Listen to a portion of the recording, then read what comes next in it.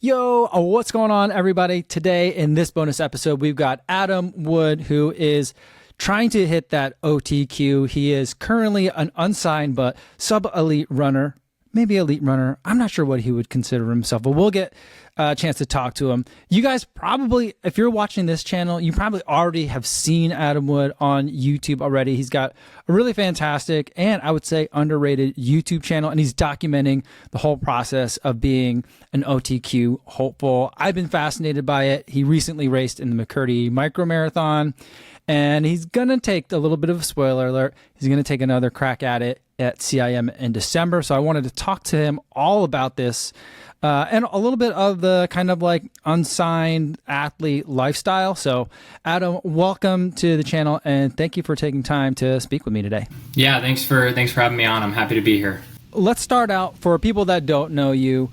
Let's give a little bit of background and context. So you ran at BYU, D1 athlete, all 4 years, is that right? Yep, that's correct. When did you graduate from college? So I graduated in the spring of 2022, so it's been about a year and a half now.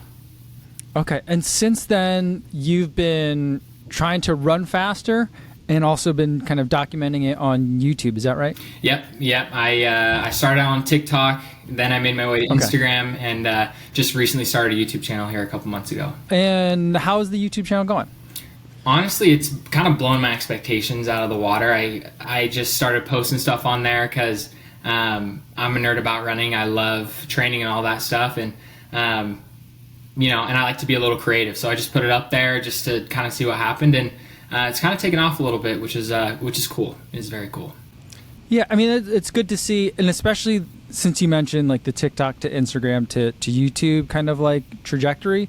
I've seen a lot of people go through that and have a lot more difficulty in kind of making the transition from like shorter form to longer form. What would you say has been kind of like the secret to you being able to navigate that well, when I've seen other much bigger TikTokers struggle with that? Yeah, honestly, I think deep down I'm kind of more of a YouTube guy. I think I actually struggle to let my personality show in short form content because TikTok, you're following trends as well as trying to get your own story out there, whereas YouTube, you can kind of just be real and just say whatever you want to say and what is true to you. So YouTube actually came a lot more natural to me. And then tell me about kind of like the team. Is it I think it's you and your wife that are kind of behind the channel. Is that right? Yeah. So our Instagram is together. We both have our own separate TikTok accounts though, but she just graduated this past year, and she's also a runner, and she's running as well, chasing her own dreams, doing her own stuff. So we just decided that Instagram would be kind of a fun place to document both of our running journeys together and kind of how it affects us, as a married couple and stuff like that. So. Okay. Did you guys both run at BYU? No, so she actually ran at Utah State, and we dated basically the whole time we were there, just at different universities. So. Okay. And while you were at BYU, so you graduated in 2022. So then would you have overlapped with Connor Mance while you were there? Yeah. Actually, my first year on the team was actually his first year back from his mission. So I was on the team for his whole time there, and so. Okay. Yeah. Oh, okay. All right. And then I guess we're jumping around a little bit, but just to kind of flesh out the kind of like the BYU connections there. I watched in your build up to the McCurdy micro marathon, you went out to Flagstaff for a couple of weeks. Yep. That's where my coach is, Rory Linkletter. Okay. He also was a teammate at BYU, and actually he was a high school teammate at Harriman High School here in Utah. So we go way back. Oh, okay. Yep. All right. Now, so then you overlapped with him too then? Yeah. Right? As well. I was only on the team with him for about a year and a half before he graduated, but. Okay. So, and you've known him since high school? Yeah, I've known him since high school. In high school, I only overlapped with him for a year. He was a senior and I was a freshman, so he kind of took me under his wing and guided me a little bit. Also bullied me a little bit as well, but yeah, that's how it goes. Okay. Following kind of Rory out to Flagstaff, because he's your coach now, but also someone that you've run with in high school and in college, and he's kind of like at the point where I'm assuming that's where you'd like to be. He's a sponsored athlete. He's representing his country as a marathoner. Tell me a little bit about that dynamic. I mean, it was kind of just a logical kind of step for me to do. I was going all in on this marathon build, and he was my coach, and so he's been kind of coaching me remotely, which has been fine. But having someone there in person to kind of facilitate the workouts, adjust the workouts as needed is always helpful. So I knew that I wanted to go out there and kind of be with him, and we were buddies, so it kind of it worked out well, and spent about a month there just getting kind of that good training, and I trust him a lot because he is kind of where I would want to be. He's a good runner, and that's all he does is he runs. So I look up to him a lot. So it was good going out there for sure. Salt Lake City is not exactly low altitude. So did you find that it was useful for you to go, like in retrospect, to go up to Flag, going from 4,000 to 7,000 feet? Yeah, that's what it is. And Rory told me about the benefits, and I've been to Flagstaff before. I've ran there for about a week or so, but I've never really worked out there. So the altitude boost was something that we were kind of looking at, which is why we chose the 4-week kind of stint up there. I could honestly, going up there, I could tell the difference. I've been in Utah at altitude 4,500 feet for my whole life basically, and I was still shocked at how challenging the altitude was in Flagstaff still. I mean, one last question on the Rory coaching, because I'm finding it fascinating. Would you say that his coaching, like his workouts and coaching style, is more like Coach Eyestone, or is it more like kind of Ryan Hall stuff, or is he like making up his own stuff and crafting his own master plans for you? Like, I'm curious to see what that's like. That's a good question. It definitely has some elements of Coach Eyestone in it for sure. Okay. But it's definitely similar to the training he does and the training that Ryan gives him. I think it's more of Rory just kind of picks what he liked from both programs and what he thinks would work for me and kind of just meshes it all together. That's kind of what it seemed like, at least. So. Okay. All right. And it seems like you're responding well to that training. Yeah. I mean, it's been good so far. I've been feeling great, and training has been going good for sure. Let's kind of talk about the period kind of in between college and before this latest build. So like you graduate from college, and was it that winter that you ran CIM? That was your first marathon? Yeah. Yep. In December. So tell me about the decision to go straight from like graduating from college right into running fast marathons. What was the thought process there? Yeah, what's funny is when I graduated from BYU, I was kind of disappointed with how, my last race went. I was done with running altogether, to be honest. And I was actually like looking at gym memberships. I want to get in the gym, start lifting, get bigger, because as distance runners we tend to be skinny. So I kind of wanted to bulk up a little bit. But I was a couple weeks away, removed from the sport, obviously. And it's funny because Rory, actually, I had two teammates, Connor Mance and Rory. They both kind of talked to me, and they're like, "Hey, running is so much bigger than like the NCAA. There's like so much like the roads has to offer, and there's just like a whole other side of the sport you haven't seen yet. So if like you're still interested, you should give it another shot." And honestly, I only really needed like an excuse, a reason to jump back in, because immediately I was just all into training again. Rory's had a lot of success at CIM as well. So was it his idea, like, hey, you should go run this race? Yeah, he said we had some options, and whatever worked with my timeline and kind of my work schedule, because I was still figuring that out at the moment. But he said that he knew that CIM had a good amount of qualifiers and stuff like that. But he actually, when I was talking to him, he was like, you need to find yourself a coach. And he said, and you should do like whatever gets you excited. I was a steeplechaser at BYU, so he's like, if you still want to do the steeplechase, try and qualify for the Olympic trials in steeplechase, like do that, like do kind of whatever gets you excited. And it was kind of my idea to go to the marathon and go after that OTQ. So, and he mentioned CIM would kind of be a good place. So, tell me how that breaks down for you in terms of like laying out this plan. Were you married at the time when you graduated from college? No, I actually got married the summer after I graduated. So it was a busy summer for sure. It was a little slow getting started into running because I was planning a wedding and getting married in July, the end of July. Okay, so you're newlyweds, and then you tell your wife, like, okay, I'm going to try to become a professional runner now? Like, how does that conversation happen? How do you break that down? Like, you have a job, but like now you want to train like a pro. So like, how are you like figuring all that out? Yeah, she would probably tell you that she's not surprised. She knows that I'm a dreamer and that my heads are in the cloud all the time, and so she expected it, to be honest, and she was fully supported, and she was like, awesome. She was still running at the time. She still had a year left in school, so we were kind of just running and training kind of at the same time, and we made it work. We knew it was going to be pretty tough, especially with working and stuff like that, but she was game for it, and she wasn't even surprised when I said I wanted to keep running. So, and she's also, you mentioned she's still pursuing running after college as well. Yeah.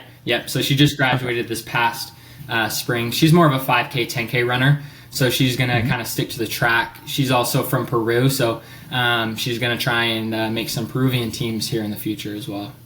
Where does the social media part of it come in? Is that like, all right, here's how we make all the numbers work in terms of like paying rent and surviving and being able to continue training? Or was it like, I'm doing the social media and hey, maybe this can turn into something? Yeah, it was completely organic, I would say. I was against the social media thing. My wife, she had the TikTok way before I did. And she was like, hey, make this TikTok with me. And so I'd hop in some of her TikToks or whatever. And she's like, you should just make your own stuff and post your own workouts and training. I started doing that and just throwing stuff up there. And, but yeah, I was not expecting it to take off at all. So it was a pleasant surprise for sure. It was kind of stressful when it was all first getting and going and stuff like that, when it started getting really big. But yeah, it was completely organic. I was kind of just doing it for fun. Going back to Coach Eyestone, like now I know like different coaches have different kind of attitudes towards their athletes in social media. What was Coach Eyestone? What was like kind of like the team attitude in terms of like posting stuff on social media, like when you were there? Yeah, so we call Coach Eyestone, we call him Easy E because he's very relaxed, he's chill, and he didn't really have a problem with any social media and stuff. Obviously, we're respectful with what we post because we represent more than just ourselves. We represent the school and things like that. But he's not like other coaches who really care about if we post our training or workouts and stuff like that. Like the whole team has Strava and we're putting in workouts and splits and rest and all that stuff. So pretty open. The team culture is pretty open to what we were doing. So the first marathon build, who was coaching you for that one? Going into Rory CIM. So Rory coached me for that one as well. I asked him to shortly after he gave me that call. Just because he knows me best, so I figured it would kind of be a seamless transition. So he's like, hey, you got to go find your own coach and figure all this stuff out, and you're like, you're my guy. Yeah, I'm like, hey, what do you think about coaching me? And I mean, he was like, yes, of course, I will do that for you. And so very cool. Yeah. And then tell us about the result on that one. You came painfully close to hitting the OTQ that first time out there. Yeah, I ran 2:18:37, so just 37 seconds off the OTQ mark. But it's funny because that build actually was not a very good build in terms of what I would classify as a good build. It was a hard adjustment, like getting married, working full time all of a sudden, and then like we moved up to northern Utah and it gets really cold there. So doing all my workouts in the cold. By the time I got to CIM, I was like, man, I will be fine if I run 2:22, 2:25. Like I wasn't even thinking about the OTQ honestly at the starting line of CIM, and it was kind of funny that way. And so this was just last year's CIM, right? Yep, 1 year ago. The one where it rained all morning, and then as soon as the race started, it stopped raining. Yeah, it was perfect. Okay. I was worried about the rain, but it was perfect. And where does that end up placing you if you're running a 2:18 high or kind of 2:18 mid for that finishing places wise? Honestly, I don't know. If I had to guess, maybe 40th, 50th, 30th, maybe higher. I didn't look at that. I was mostly just excited about the time, and there was a group of guys I was with as well, so we were all just celebrating kind of our victories and stuff like that. So I didn't even look at the placement, which is kind of funny. All right. So then that's December of last year. Mm-hmm. And then you didn't run another marathon until just this month. What's happening in between there? So or did you run another marathon? So actually, I did. I attempted to race at Grandma's marathon in June. So kind of after CIM, I took a break. I ran maybe a couple halves and road races and stuff like that, and then kind of geared up for Grandma's. And then after Grandma's, I did McCurdy. So. What happened with Grandma's? Yeah, so Grandma's actually ended up kind of being another tough day for me. I got to 20 and just could not keep going. I fell over, had to walk off the course. But yeah, that one, Grandma's is actually a fun course too. It's in Duluth, Minnesota, and that's like a fun little town. So the event was awesome, and the town is very cool. So you've done CIM, you've done Grandma's, and then you did this McCurdy micro marathon. I mean, I feel that's like the runner nerd trifecta. Yeah, it really is. In terms of races to run. Yeah, it's like they were all races where it's like, okay, these are fast races. These like, they're pretty flat. You don't have to worry. They're like generally the conditions are good. So it's like you're gonna run kind of a fast time there. And so that's always been my goal, obviously, is to hit that OTQ and stuff like that. So those were the most logical steps because I could also get bottles at all those races as well. So what do you think happened at Grandma's where you had to step off the course? Like, so what was kind of like the postmortem on that race? Yeah, so Grandma's, the thing is that was weird too. The literally the week of the race, I started feeling a little bit sick with a sore throat and some symptoms like that. But it's hard to know. When I get sick, I am in denial, especially so close before a race. I'm telling myself I'm not sick, even though I'm crushing vitamin C's, chugging electrolytes, trying to get better, right? But yeah, that day probably was the sickness. So changing gears from Grandma's in June, was it like immediately I set on this McCurdy micro marathon? Yeah, we were looking at another marathon and we wanted to either do McCurdy or CIM. McCurdy just kind of seemed like too big of an opportunity to pass up because they were offering bottles to everybody. It was a flat course, pacers, limited field size and all that kind of stuff. So it was geared towards literally getting those qualifying standards. So it just made sense. In terms of the build from that June to October, was it more of like, all right, let's just run it back. Let's do the same training plan again. We had good fitness. We just got to do it one more time. Or were there changes that you implemented from, say, like CIM to Grandma's to McCurdy? I think more it was run it back. We gave me a little bit of time to rest and recover, but we wanted to get me to a situation where I was feeling way fitter than the OTQ, so that way even on not so good of a day I could come away with that OTQ. So we kind of just revamped everything in terms of how hard the workouts were, mileage and stuff like that. So let's talk about McCurdy, and I think my audience probably all knows what it was, but it's essentially like a 2.9 mile as flat as they could find loop where you could get very consistent hydration and nutrition, and the only goal of this race is for people that are close to the OTQ time to be able to run it. So it's not like a big mass participation race, right? Yeah, exactly. It's a time trial is what it is. Time trial marathon. So okay, so like you're getting up to New York for this in Rockland State Park, and how many, like, I'm guessing there's probably a lot of guys all with the same objective as you on that day. Is that right? Yeah, there was a lot of guys. I want to say the men's field was over 100. I could be wrong, but the men's field was huge. And it was on a little like trail, forest trail, kind of paved trail. And, which isn't the widest. It's not as wide as running in a road. So I was worried about the bottles and kind of how crowded it would be. But to be honest, I didn't notice how many men were in the field. It was nice having that many people around you, and yeah, it spread out pretty quickly, and bottles and all that worked out perfect. So how did you know where to stand, like in terms of lining up? Because it's not, I mean, if everyone's trying to run the same pace, but you can't all fit in the starting line at the same time, like how did that work? Yeah, because so it's for gun time, right? The race director, he kind of put us in based on times we were shooting for and kind of like where we were entered in at, and that we kind of just all filed along there.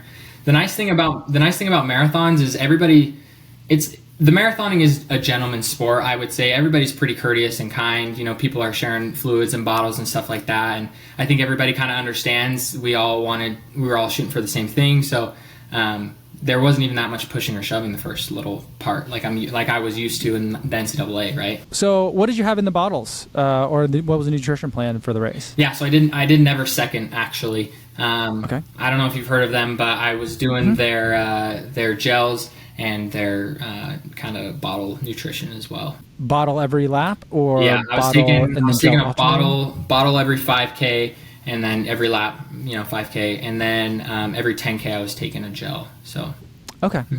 And how'd that go down? Went down really good. I've had struggles with other nutrition stuff in the past, and so never second was something that's worked for me recently. So it worked out well, and stomach was good and all that kind of stuff. So, but at some point, things didn't go so well for you at the micro marathon. Can you walk us through a little bit of a race recap? Yeah. So basically, I get to the starting line and I'm running, and for some reason I'm just not feeling very good. And they say in the marathon, I went back to all my coping mechanisms, right? I was like, well, it's a long race. You'll warm up into it. You're supposed to weather the storms. You're not even supposed to be thinking how you're feeling until at least 13 miles into the race. So I kind of just flipped my brain off and didn't really think about it, right? Then I get a couple laps in and I'm just like, man, I am getting dropped. I'm still on pace, but it's the group that I'm running with is getting faster, and I feel like I'm speeding up, but I'm not, right? And that's when I realized about a lap later that I wasn't quite running normally, and I was having some hip pelvis problems, stuff that's been bothering me in the past a little bit.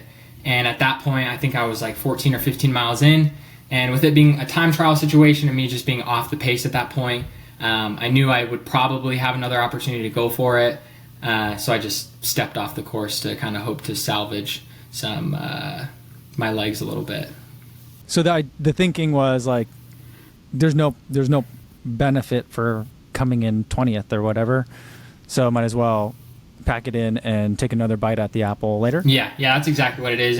And to be honest, it's hard. When you're getting dropped and you have this goal, right? It's a little bit of you. Part of me wanted to finish because I'm stubborn, and I'm in this race, I want to finish.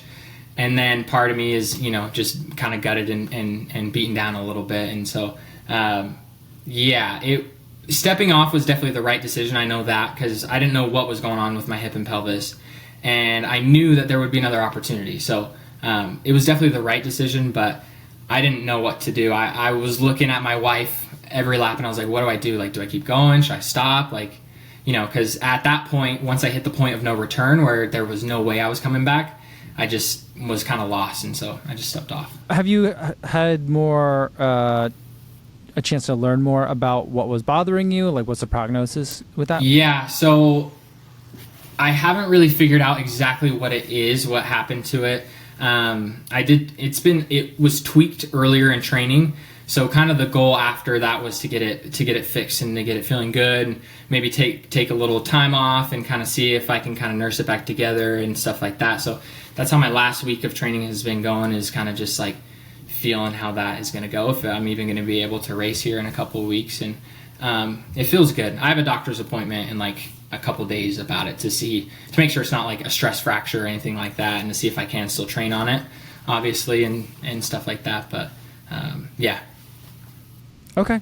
Have you been doing workouts since McCurdy Micro, or how's it been feeling to run it so far? Yeah. So I've done 2 workouts so far. Nothing crazy, just kind of layups to spin the legs over, remind the body what it's like to run. I still ran. I didn't take any time off of running. Just did kind of a week of lower mileage, but 2 workouts and everything's feeling good. Let's talk about shoes for a little bit. As an unsponsored athlete, well, first of all, in the intro, I was like, unsponsored sub-elite. To me, it's elite. It's super fast, how fast you can run. Where do you kind of put yourself in that? Well, I know people people on TikTok and Instagram hate when I call myself sub-elite, but I'm a sub-elite guy. I'm not world class, I'm not running with Connor Mance or any of those guys, right? I would put myself as sub elite, but I'm trying to be elite. I'm trying to hang with the big boys and stuff like that. So yeah, that's kind of where I'd put myself. A related question: how do you feel about like what do you tell people that you do on YouTube? Do you like the term influencer? Do people call you that? Like, how do you feel about that word? It's a loaded term, and yeah. I have my own relationship with it. But what is your take on it? I used to not like it, and I still kind of don't like it. It's weird when I'm like, oh yeah, I'm kind of like an influencer, because that just sounds. I just don't like the sound of that, and I hate when people call me a run influencer, or But at the end of the day, I guess that's kind of what I am, and I kind of gotta embrace it, because that's what I'm doing. I just put my stuff up for everybody to see, and they can call me whatever they call me, but I'm just running. So yeah, I love what you're doing, because I just feel like it's something that we've seen the American women distance running do really well over the past half decade and decade. And I've just been like, there aren't a lot of dudes that are storytelling well. There's a lot of guys that are running fast.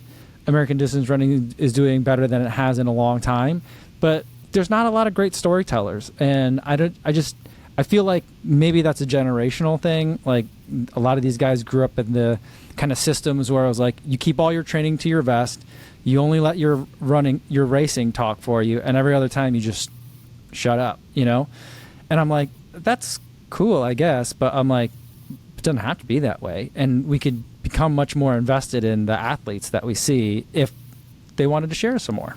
I agree. I think it is such a missed opportunity. When I was growing up in high school, there wasn't really a lot of running content out there, and there wasn't a lot of good running content out there, right? And that's changed a lot. But you have these professional athletes who, their job at the end of the day is to run, and so they don't want to deal with all that social media stuff. That's fine, but I just remember being in high school, being desperate for running content and just eating up everything that I could possibly get. So it's definitely a missed opportunity, and I think that our sport would probably grow a lot, and it'd just be good for the sport if a lot of people kind of told their stories a little bit better on social media. But it's a hard thing to do. It took me a little bit to figure out and stuff like that. So it's understandable. Why not? But yeah, I can understand it, and I don't think that it's easy for any athlete to do. Just throw that extra couple hours a day onto your schedule, no big deal. It's not quite that straightforward, but I do also recognize that it is something that if you're not having that conversation, your agent is having that conversation with brands and sponsors about what's the social media engagement, what's the following, all that kind of stuff. So it's it has nothing to do with your running, but it has a lot to do with kind of your job. Yeah, exactly. In a lot of ways. Exactly, yeah. All right, so sorry, that was a little for the tangent, and thank you for indulging me. The main thing that I want to get to was you're not sponsored, so you can pick from any shoes you want. What did you race with? Well, let's go through all the last three marathons. Start at McCurdy and then go back to Grandma's, and then for the first CIM. Yeah, so at McCurdy, I raced in the Saucony Endorphin Elites. I raced in those as well for Grandma's. And then CIM, I raced in the Alpha Fly ones. So, okay, Nice choices. And then let's go over what the shoes that you would run in in a given week or cycle, however, whether you're on a 7, 9, or 10 or whatever that is. Can you just kind of break that down for us a little bit? Yeah, absolutely. So the nice thing about being unsponsored is I can wear whatever I want and I can try whatever I want. And so I also pride myself in not having a set shoe rotation. I use everything. I honestly, I really mean that. But kind of shoes that have stuck with me through multiple builds and stuff like that is going to be the Hoka Cliftons. Obviously, love those, and the Bondies as well. This past build, I actually tried the On Cloud Monsters, and I have really enjoyed those shoes actually. So they'll probably be sticking around. At BYU, we're a Nike school, so I wore a lot of Pegasus and the Vomeros and stuff like that, which I really like both those shoes as well. And then I wear New Balance. The New Balance 1080s are my favorite to run in, and so I see a new shoe and I usually end up buying it and kind of seeing how I like it is kind of how it goes. Nice. What are you wearing for your workouts? I talked to Rory about it, and he likes to stay out of the carbon until later in the build. Like, is that something that he's kind of passed down to you, or how do you feel about that? Honestly, I'm wearing carbon any chance I get. It's like, I don't even know how to really feel about it, because I was at BYU when kind of that shift was happening. It was like, okay, we have these, plated shoes. Do we work out in them? Do we just save them for races? And I was kind of like there when we were switching over to wearing plated shoes and workouts. And I like it. It makes me feel smoother. The workouts don't take as much out of me, which I think is important, especially with like working. And I don't have all the recovery tools I had in college. So, I want to work out hard, but I also want to recover hard. And I think that, being in those plated, softer shoes kind of helps me a little bit. I'm 100% with you on that one. Like, I feel like it makes you sound tougher if you're like, yeah, I'm going to just roll out in some daily trainers for this session of mile repeats. And I'm like, ooh, good on you. But I'm a not even sub elite. I'm non-elite. I'm going to get my carbon plated racing shoes for this one. Yeah, I agree 100%. And so what are you using for workouts? Is it more pairs of, do you just have like a closet full of endorphin elites, or so what else are you using for workouts? So again, this is just feeding my running shoe addiction, but any super shoe I can get my hands on, I try them out, right? So this past build, I tried Puma super shoes, and then I tried On's the Cloud Boom Echoes, and the Sauconys, obviously, the Endorphin Elites. So those are kind of the three I was messing around with.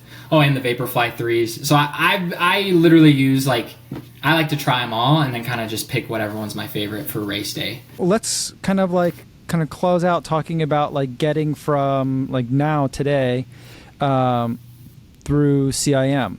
Again, is it another one of all right, let's run it back. The plan is solid. Let's just get another couple weeks under our belt and then try to execute again, or are there tweaks? Yeah, so there's going to be definitely tweaks this go around, because my last few marathon attempts, I haven't even been able to finish. So we got to kind of figure out what is up with that. And we're narrowing it down on it. I think that right now kind of we're going to reel it back in training, just because the trend for all of my builds is that my workouts and my mileage has all gotten better. Each build has gotten subjectively better in terms of the workouts I was able to do and the mileage that I was doing those workouts. But each one subsequently have gotten worse, right? So we're kind of wondering if, me working, because I still have to work, and also me trying to run at the same time, as well as all the social media stuff, is kind of just too much for me to kind of handle, mentally and physically as well. So we're gonna take it back on training a little bit. It's nice because I didn't have to hit a full reset after the McCurdy race, so I still kind of got that fitness. So the main goal is to kind of just get me to CIM feeling good, and yeah, that's the plan for training at least. So, do you have any other friends or people that you've run or raced with before that are also going to be at CIM? People that you can kind of pack up with? Yeah, so I actually have a buddy, and we've actually hit all these marathons together. And he's a teammate. Okay. His name's Michael Otteson. He also has started YouTube and social media stuff too, just because I got him into it a little bit, and he loves doing that stuff as well. But he'll be at CIM. He's kind of going for the same thing. He struggles with cramping though in his calf, so that's been his battle of trying to figure out and stuff like that. So we're both going to give it one last go at CIM, and whatever happens. But it's been fun for sure. All right. Well, I mean, I'll be at CIM.